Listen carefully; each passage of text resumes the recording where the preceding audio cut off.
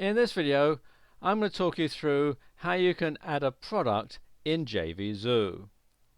Okay, log into JVZoo and go to the seller's dashboard, and you can see nice big orange button here that says add a product, it's free. Click on that.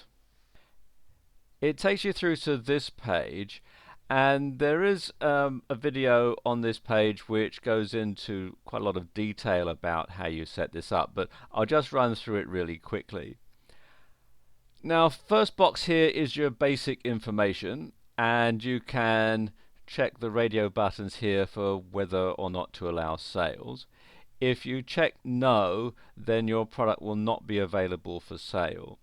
And this means that actually you can work on setting all this up without your product being live. So you can go through and tweak it and change it before you actually allow sales.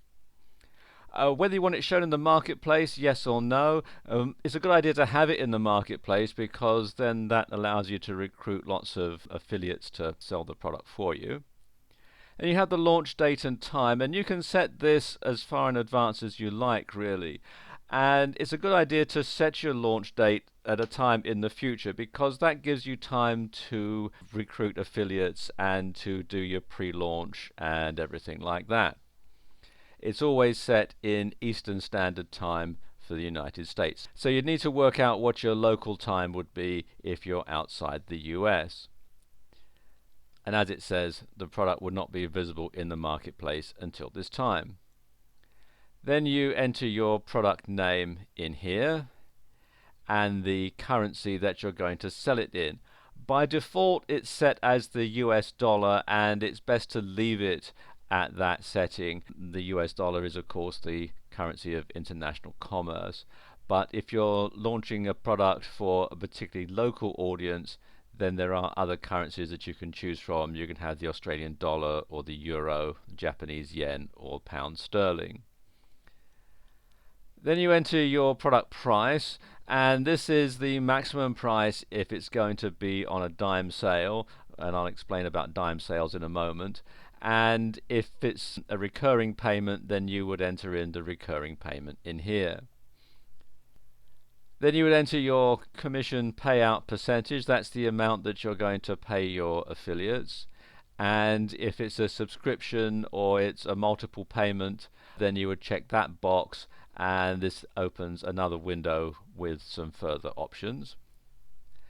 Then you've got the quantity. Now, for most digital products, you'll want to leave this empty, because after all, digital products are unlimited. However, if you are, say, having a membership site or a coaching program where you want to limit the number of participants, then you could enter that information in there. Next box is the support email address, and this is the email address that people can use to contact you if they have any problems. Or if you have a help desk, you would enter the URL in there so that people can contact your help desk. Then you have your landing page, also known as sales funnel, squeeze page, or pre-launch. And this is the page that you'll want to send traffic to before your product gets launched. And you can use this to build up an early bird list, so people can go there, sign up, and get information, and you can notify them about when the product goes live. You can use it to recruit affiliates and so on. One thing that you'll also want to do is to check this button, yes, to send all traffic to the sales page after the launch date and time. So basically, before your product goes on sale, all the traffic will go to here, and then afterwards it'll go down to your sales page.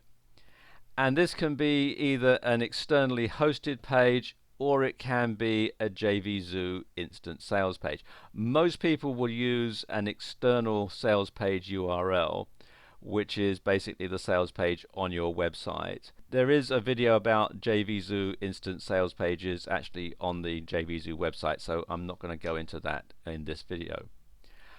Pass the affiliate ID to your sales page. If you have your sales page set up that way, then you can use it to pass that information on. Generally, you want to keep that checked to no.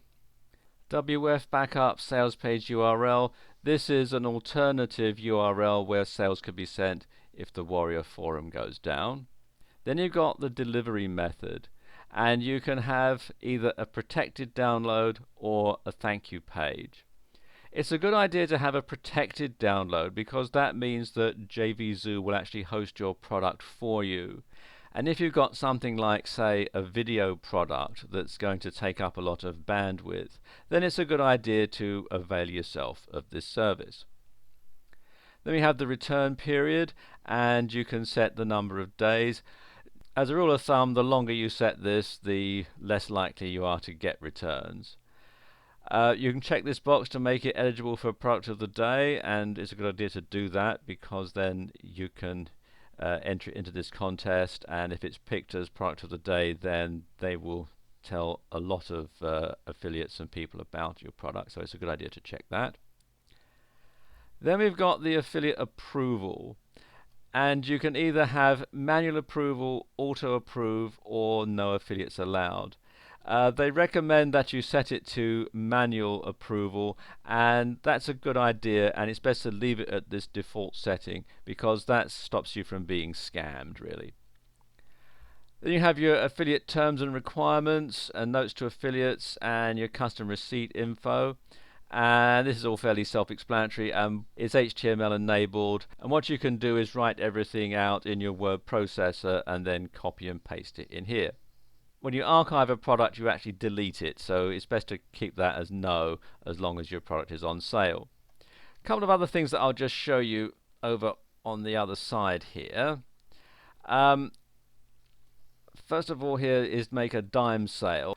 There is a video about dime sales, but I'll just explain it very quickly. Basically, you start off with a start price, and you can increase it by a certain amount every so often. So let's say you start with a start price of, say, $9.99, and you increase it by 10 cents every 10 sales.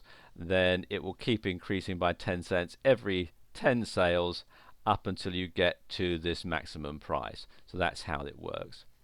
You've also got things here like autoresponder integration. You can integrate your GetResponse or SendReach or Aweber accounts in with this. There's also webinar integration and so on. Now once you've got everything set up, you can click on this button here to save product, and you can basically get the ball rolling. Your product won't actually show until your launch date and time, but after that you'll be able to start driving traffic and making sales. Be sure to check the yes radio button once your product is ready to go live.